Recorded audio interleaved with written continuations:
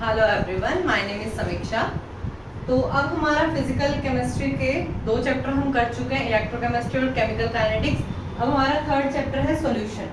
वैसे एनसीईआरटी के अकॉर्डिंग ये 1st चैप्टर है, तो अब हम इसको लास्ट में कर रहे हैं। सॉल्यूशन चैप्टर को आज हम डिस्कस करेंगे। तो सबसे पहले सॉल्यूशन क्या होता है, ठीक है। सबसे पहले सॉल्यूशन, ये एक होमोजीनियस मिक्सचर होता है, ठीक है। होमोजीनियस मिक्सचर, 2 या 2 से ज्यादा सब्सटेंस जब आपस में घुल मिल जाए, मतलब आपस में मिल जाए और इस तरीके से मिल जाए कि हम उसे सेपरेट ना कर पाए, ठीक है। Can not separate by physical method, या ये जो फ्रैक्शनल डिस्टिलेशन ये सब होता है, इनके थ्रू हम इसको सेपरेट ना कर पाए तो वो मिक्सचर हमारे होते हैं सॉल्यूशन बना लेते हैं। जैसे एग्जांपल के लिए सोल्ट और ये हमारा पानी, शुगर और पानी, ठीक है। तो ये 2 या 2 से ज्यादा सब्सटेंस आपस में मिक्स होके होमोजेनियस मिक्सचर बनाते हैं। इस चैप्टर में हम पढ़ेंगे बाइनरी सॉल्यूशन, जिसमें सिर्फ 2 ही कंपाउंड आपस में मिक्स होंगे, ठीक है। बाइनरी सॉल्यूशन जिसमें 2 ही हमारे मिक्स होंगे। तो इसमें एक होएगा हमारा सोल्यूट और दूसरा होएगा हमारा सॉल्वेंट, ठीक है। एक सोल्यूट होगा, सॉल्वेंट होएगा। जनरली जो सोल्यूट होता है वो लेस क्वांटिटी में होता है और सॉल्वेंट हमारा मोर क्वांटिटी में होता है, ठीक है। मतलब जो भी मोर क्वांटिटी में हो, चाहे वो वाटर हो, चाहे वो हमारा कोई ऐसी चीज हो दिखने में वो सोल्यूट हो, सॉलिड हो या कुछ भी हो, लेकिन अगर उसका जो अमाउंट है वो ज्यादा है तो वो सॉल्वेंट कहलाएगा, ठीक है। और जो कम अमाउंट में है वो हमेशा सोल्यूट कहलाएगा। जैसे एग्जांपल कि अगर मैं 20% कह दूं, 20% इथेनॉल का सॉल्यूशन है, ठीक है, तो उसमें 20 ग्राम तो हमारा ये हो गया इथेनॉल और उसमें 80 ग्राम क्या हो गया, वाटर। तो वाटर यहाँ पे क्या है, ज्यादा क्वांटिटी में, तो ये सॉल्वेंट कहलाएगा, ये सोल्यूट होएगा, ठीक है। अगर मैं इसी को कह दूं 80% इथेनॉल सॉल्यूशन है, अब क्या होएगा कि 80 ग्राम तो मेरा क्या है, सोल्यूट, मतलब 80 ग्राम है और किसमें 20 ग्राम पानी में डिसॉल्व है। तो अब जो मेरा ये जो 20 ग्राम है ये सोल्यूट होएगा यहाँ पे और ये मेरा सॉल्वेंट होएगा। तो जरूरी नहीं है हर बार मतलब कि जो हमारा वाटर है वही हमारा सॉल्वेंट हो, तो यहाँ पे कुछ भी हो सकता है। हमें क्या ध्यान रखना है, जो ज्यादा अमाउंट में होगा वो हमेशा ही सॉल्वेंट होएगा, ठीक है। उसके बाद या और तरीके से कैसे कर सकते हैं, जब हम 2 चीजों को मिक्स करें और जिसकी फिजिकल स्टेट आए तो वही हमारा क्या होता है, मेन सॉल्वेंट होता है, ठीक है। तो इस तरीके से हम सॉल्यूट और सॉल्वेंट का पता लगा सकते हैं, लेस कौन सा है मोर कौन सा, और इन दोनों से ही मिक्स होके एक सॉल्यूशन तैयार होता है, ठीक है। अगर हमें एक सॉल्यूशन को लिखना हो तो हम उसको लिखेंगे सॉल्यूट प्लस सॉल्वेंट। तो इस तरीके से हम किसी भी सॉल्यूशन का पता लगा सकते हैं। कुछ भी अगर तुम्हें सॉल्यूट का पता है, कोई भी ग्राम या कोई भी मेजरमेंट, सॉल्वेंट का पता है तो तुम सॉल्यूशन निकाल सकते हो। इन तीनों में से किसी भी 2 का अगर तुम्हें पता हो तो हम तीसरे को कैलकुलेट कर सकते हैं इजीली। तो ये था तुम्हारा सॉल्यूशन के बारे में जनरल डिस्कशन। तो यहाँ हम जनरली बाइनरी सॉल्यूशन की बात करेंगे। उसके बाद तुम्हारी एनसीईआरटी बुक में एक टेबल बनी हुई है, ठीक है, जिसके अंदर इन्हीं सॉल्यूशन का बता रखा है, solid in liquid, liquid in liquid, gas in liquid, ऐसे करके ये 3 ऐसे कॉलम बना रखे हैं। यहाँ तुम्हारे एग्जांपल्स दे रखे हैं, तो तुम्हें उसको बहुत अच्छे से पढ़ना है। वो मोस्ट इंपॉर्टेंट टेबल है, 1 मार्क्स में, 2 मार्क्स में, जिसमें भी वो क्वेश्चन पूछ लेते हैं, एग्जाम्पल पूछ लेते हैं। सॉलिड इन सॉलिड का एग्जाम्पल बताओ, सॉलिड इन लिक्विड का एग्जाम्पल बताओ, ऐसे करके, ठीक है। तो ये सब हो गया क्लियर। उसके बाद हम बात करेंगे, अब सॉल्यूशन है हमारा, 2 तरीके से सॉल्यूशन होता है। हम किसी सॉल्यूशन को कैसे जस्टिफाई कर सकते हैं कि हमारा जो एक सॉल्यूशन है वो डाइल्यूट भी हो सकता है और कंसंट्रेटेड भी हो सकता है। डाइल्यूट कब होएगा, जब उसमें सोल्यूट कम होएगा और सॉल्वेंट ज्यादा होएगा, ठीक है। इसी तरीके से कंसंट्रेशन में सोल्यूट ज्यादा होएगा और सॉल्वेंट कम होएगा, ठीक है। तो अभी हम देखेंगे कि कंसंट्रेशन टर्म, हम किसी भी सॉल्यूशन की कंसंट्रेशन का कैसे कैसे पता लगा सकते हैं। तो हमारे बहुत सारी लगभग 6-7 जो है वो हमारी कंसंट्रेशन टर्म्स हैं, जिसके बारे में हम यहाँ 1 बाय 1 डिस्कस करेंगे। सबसे पहली है हमारी वेट, परसेंटेज बाय वेट, ठीक है, परसेंटेज बाय वेट। दूसरी है हमारी परसेंटेज बाय वॉल्यूम, ठीक है। तीसरी है हमारी वेट बाय वॉल्यूम परसेंटेज, ठीक है। फोर्थ है हमारी ppm, फिर है हमारी मोल फ्रैक्शन, ठीक है, मोल फ्रैक्शन। देन हम डिस्कस करेंगे मोलैरिटी, फिर हम डिस्कस करेंगे मोलैलिटी, मोलैलिटी, और फिर हम डिस्कस कर सकते हैं नॉर्मैलिटी, ठीक है। तो ये हमारी जनरली कितनी हो गई, 8 कंसंट्रेशन टर्म्स है जिसके थ्रू आप किसी की भी कंसंट्रेशन का पता लगा सकते हैं। अब इसमें से कई तो है जो वॉल्यूम पे डिपेंडेंट है, ठीक है, वॉल्यूम डिपेंडेंट है, और कई जो है वो वॉल्यूम इंडिपेंडेंट है, ठीक है, वॉल्यूम इंडिपेंडेंट है। जो वॉल्यूम पे डिपेंड करेगी मतलब वो टेम्परेचर के चेंज होने से चेंज हो जाएगी, ठीक है। जो भी कंसंट्रेशन टर्म हमारी वॉल्यूम पे डिपेंड करेगी वो टेम्परेचर के साथ चेंज हो जाएगी। मतलब टेम्परेचर बढ़ाने से वॉल्यूम बढ़ेगा, टेम्परेचर घटाने से वॉल्यूम घटेगा, तो टेम्परेचर का फैक्टर वहाँ पे लग जाएगा। जबकि वॉल्यूम इंडिपेंडेंट वाले में टेम्परेचर का कोई भी रोल नहीं आएगा। तो जो वॉल्यूम डिपेंडेंट कैटेगरी में है वो इनमें से कोई 4 है, और जो वॉल्यूम इंडिपेंडेंट में है वो इनमें से कोई 4 है। तो अब हम उनको कैटेगरी में बांटते हैं। जो वॉल्यूम डिपेंडेंट है, वॉल्यूम पे डिपेंडेंट है, देखो वेट, तो इसमें वेट का रोल है नहीं है, इसमें वॉल्यूम आ गया तो ये डिपेंडेंट है। वेट बाय वॉल्यूम, वॉल्यूम है ना, तो यहाँ ये डिपेंडेंट है, ठीक है। उसके बाद हमारा बताओ इनमें से कौन सा होएगा, हमारी मोलैरिटी जो कि टेम्परेचर पे डिपेंडेंट है, और एक हमारी नॉर्मैलिटी, ठीक है। मोलैरिटी और नॉर्मैलिटी ये दोनों हमारे टेम्परेचर वॉल्यूम डिपेंडेंट है या टेम्परेचर पे डिपेंड करती है। दूसरी तरफ जो वॉल्यूम इंडिपेंडेंट है, वॉल्यूम पे डिपेंड नहीं कर रही, तो वो हमारी हो जाएगी परसेंटेज बाय वेट, ठीक है। दूसरी हमारी ppm, मोल फ्रैक्शन और मोलैलिटी। तो तुम्हारा जनरली बेसिक क्या पूछते हैं, तुम्हें जनरली मोलैरिटी और मोलैलिटी पे पूछते हैं कि कौन सा हम इसमें से अच्छा कंसंट्रेशन टर्म माना जाता है। मोलैरिटी को कैपिटल M से डिनोट करते हैं, मोलैलिटी को स्मॉल m से। मैं मोलैरिटी और मोलैलिटी को पहले अपनी वीडियोस में अच्छे से डिस्कस कर चुकी हूँ। जिसको वहाँ पे इन दोनों कंसंट्रेशन टर्म को समझना है वो उसको जाके देख लेना, मैं लिंक डिस्क्रिप्शन में दे दूंगी। उसके बाद तुम्हारा मोलैरिटी और मोलैलिटी, देखो जो मोलैलिटी है वो इंडिपेंडेंट है क्योंकि वहाँ पे वॉल्यूम का कोई बात नहीं है। जब हम इसके फॉर्मूले डिस्कस करेंगे ना, वहाँ वॉल्यूम का रोल नहीं आएगा, तो वॉल्यूम का रोल नहीं आएगा तो टेम्परेचर का क्या रोल होएगा, इसीलिए ये इंडिपेंडेंट होएगा, और जबकि ये क्या होएगा, डिपेंडेंट होएगा। तो देखो अगर हमें कहीं पे कोई भी कंसंट्रेशन निकालना हो तो हम मोस्टली क्या चाहेंगे कि टेम्परेचर पे डिपेंड ना करे, रूम टेम्परेचर पे ही काम हो जाए या जनरली, तो हम वहाँ पे मोलैलिटी की जो कंसंट्रेशन टर्म है उसको ज़्यादा प्रेफर करते हैं, एक्यूरेट आंसर देता है। जबकि मोलैलिटी जो होएगी वो टेम्परेचर पे डिपेंड करती है, तो इसलिए इन दोनों में से हम जो मोलैलिटी की जगह मोलैलिटी को प्रेफर करते हैं। इस पे क्वेश्चन आ जाता है तुम्हारा, ठीक है। तो ये थी हमारी 8 कंसंट्रेशन टर्म्स, जिसमें से 4 हमारी वॉल्यूम डिपेंडेंट है और 4 हमारी वॉल्यूम इंडिपेंडेंट है। तो अब हम लाइन बाय लाइन इनके फॉर्मूले देखेंगे और देखेंगे कैसे इनको हम न्यूमेरिकल में यूज कर सकते हैं। तो सबसे पहले हम बात करेंगे परसेंटेज बाय वेट की, ठीक है। तो मैं साइड वाले बिठा देती हूँ, यहीं पे डिस्कस कर लेंगे, ठीक है। ये क्लियर हुआ, नोट कर लिया होगा।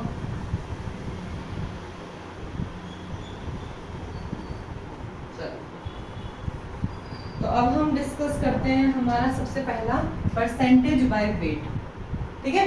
तो इसको हम कैसे निकालेंगे, ऊपर रखेंगे इसका फॉर्मूला, मेनली है जनरल फॉर्मूले सबके। तो इसको हम कैसे लिखेंगे, मास ऑफ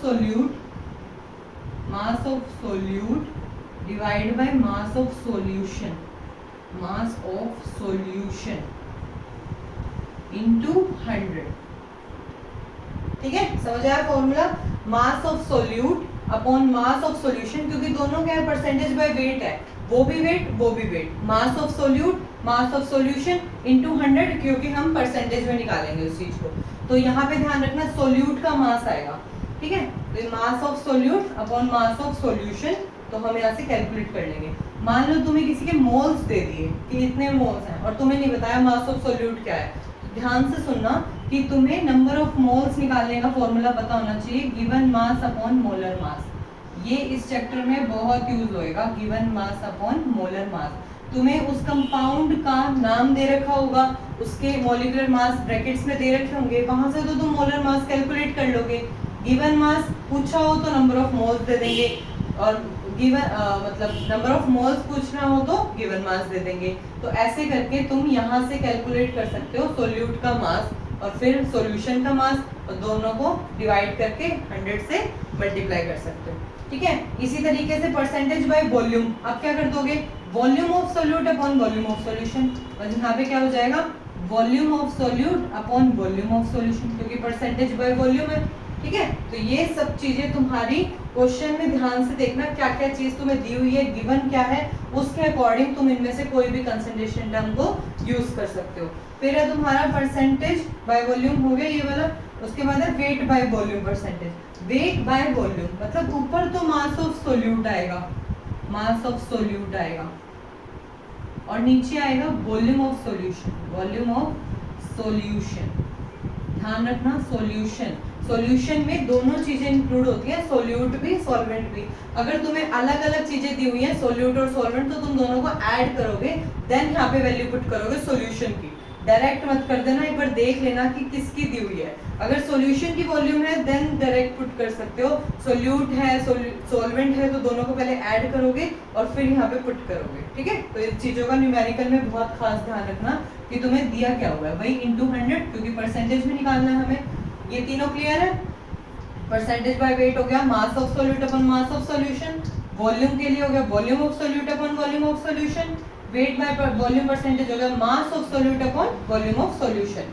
अब हम बात करेंगे फिर पीपीएम की। तो पीपीएम क्या होता है, पार्ट्स पर मिलियन। क्या फुल फॉर्म है इसकी, पार्ट्स पर मिलियन। ठीक है, तो मिलियन में इसको हम करते हैं 10 की पावर 6 में। कहने का मतलब क्या है कि 1 ppm का अगर कोई सॉल्यूशन है, अगर मैं कहूँ सोल्ट सॉल्यूशन है 1 ppm, सोल्ट सॉल्यूशन है तुम्हारा 1 ppm का, तो इसका मतलब क्या है, 1 ग्राम हमारा सोल्ट जो है वो हमारे 10 की पावर 6 सॉल्यूशन में डिसॉल्व है। ठीक है, मतलब 10 की पावर 6 पानी है, इतना पानी है इतने मिलीलीटर, और उसमें 1 ग्राम हमारा सोल्ट अगर डिसॉल्व है तो उसे 1 ppm कहेंगे। ठीक है, तो इसका फॉर्मूला क्या हो जाता है, ppm का मास of solute, mass of solute upon वही मास ऑफ सॉल्यूशन इनटू 10 की पावर 6। अब यहाँ पे हमें पार्ट्स पर मिलियन में निकालना है ना, तो यहाँ पे आ गया 10 की पावर 6, और फॉर्मूला वही मास of solute upon mass of solution. ठीक है, इसका ध्यान रखना, सोल्यूट और सॉल्यूशन में बार बार कह रही हूँ, यहाँ पे जो सोल्यूट है वो ध्यान रखना कि सोल्यूट जो तुम्हें कम अमाउंट में दे रखा होगा, और सॉल्यूशन सोल्यूट और सॉल्वेंट को दोनों को ऐड करके देन पुट करना, और इनटू में यहाँ पार्ट्स पर मिलियन है इसलिए हमने इनटू 10 की पावर 6 किया था, और परसेंटेज में पूछा था तो इनटू 100 किया था। ठीक है, तो ये 4 हमने अभी डिस्कस करे हैं। अब बात आती है हमारी 5th वाले की, मोल फ्रैक्शन। यहाँ तक नोट हो गया,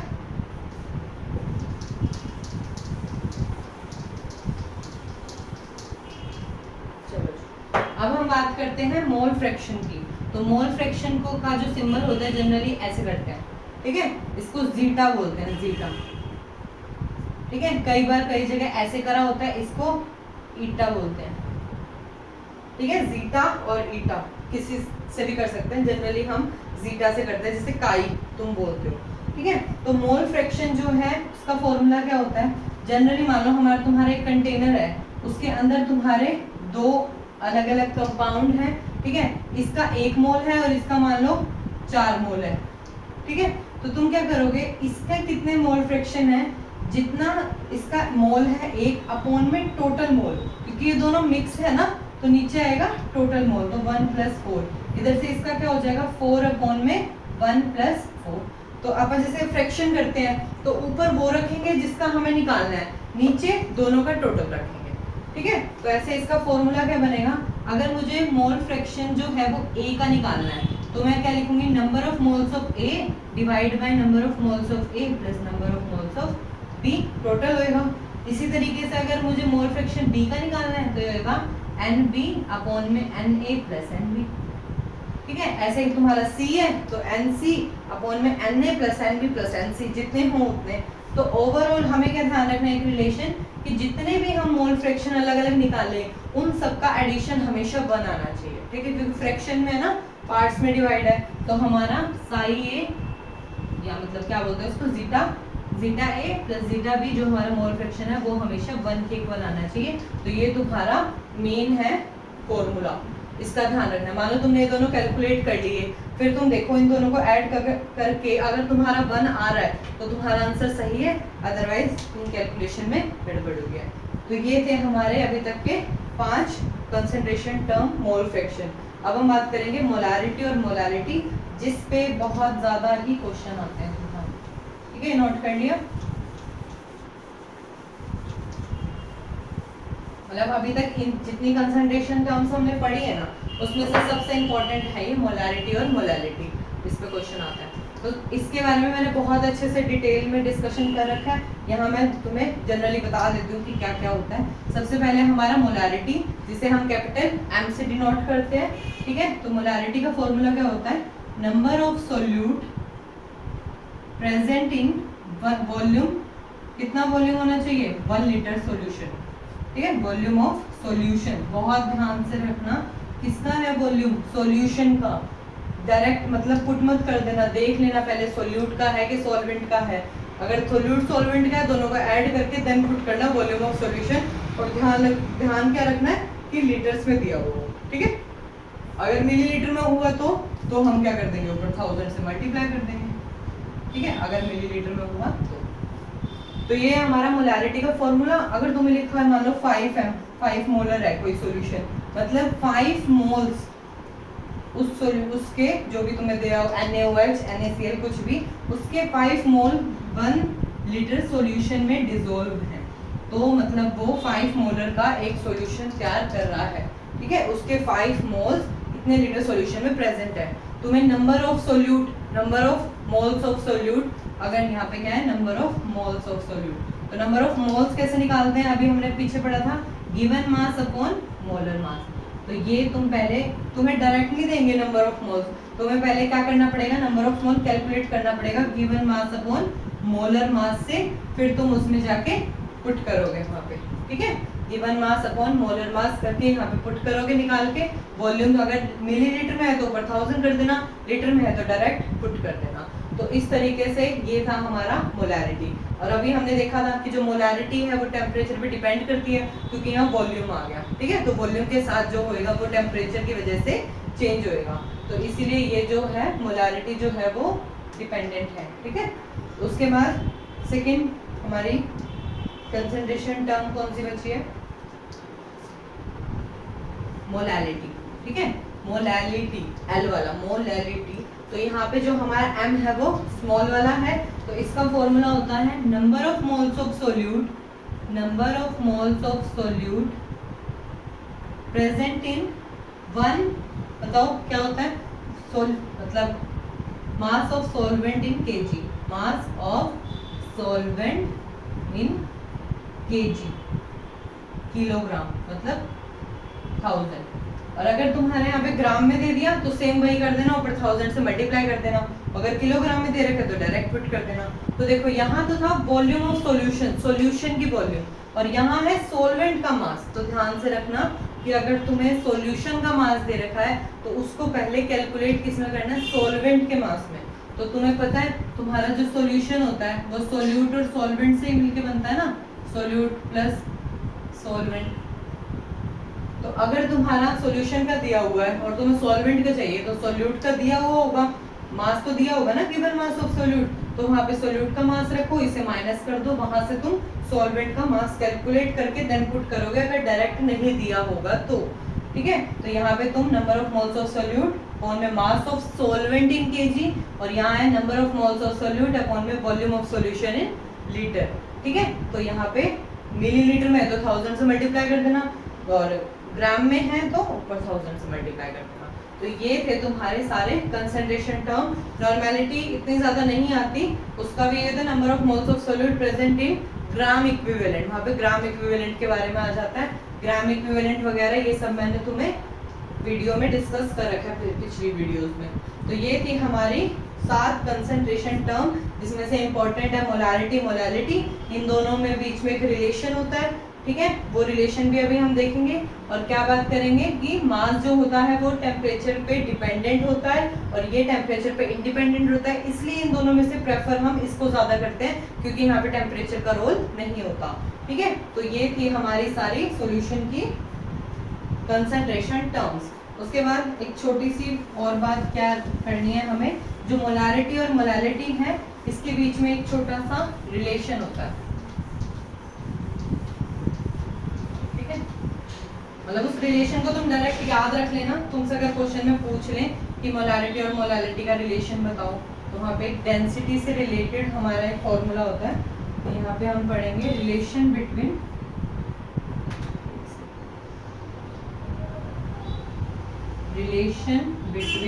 मोलारिटी एंड मोलालिटी, ठीक है। तो एक रिलेशन होता है इनके बीच में, तो ये एक रिलेशन होता है इसके बीच में m इक्वल्स टू, से कर देता हूँ, m इक्वल्स टू, ठीक है, 1000 into m divide by 1000 into d minus में m2, ठीक है। ये एक रिलेशन होता है मोलारिटी और मोलालिटी के बीच में, ठीक है। तो तुम इसको याद कैसे करोगे, याद तो रखना पड़ेगा। ये जो स्मॉल m वाला है ये मोलालिटी है, मोलालिटी, ये वाला जो है वो मोलारिटी है, ठीक है। ये जो d है वो तुम्हारा यहाँ पे डेंसिटी है और यहाँ पे ये तुम्हारा मोलर मास ऑफ सोल्यूट है, मोलर मास ऑफ सोल्यूट, ठीक है। तो यहाँ पे अगर किसी के नीचे तुम्हारा 2 लिखा है या b लिखा है, ठीक है, या तो Ma लिखा होता है या Mb लिखा होता है। A होता है सोल्यूट के लिए, B होता है हमारा, नहीं उल्टा बोल दिया, A होता है हमारा सॉल्वेंट के लिए और B होता है हमारा सोल्यूट के लिए। ऐसे ही अगर M1 और M2 लिखा हुआ हो तो M1 किसके लिए होता है, सॉल्वेंट के लिए,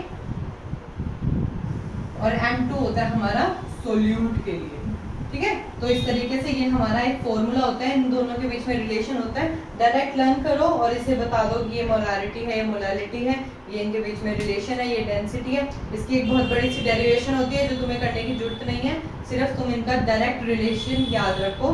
क्या होता है, small m molality is equal to 1000 into molarity divide by 1000 into density minus में molarity into molar mass of solute, ठीक है। तो इसको 1-2 बार करोगे, बिना देखे लिखोगे तो आराम से हो जाएगा।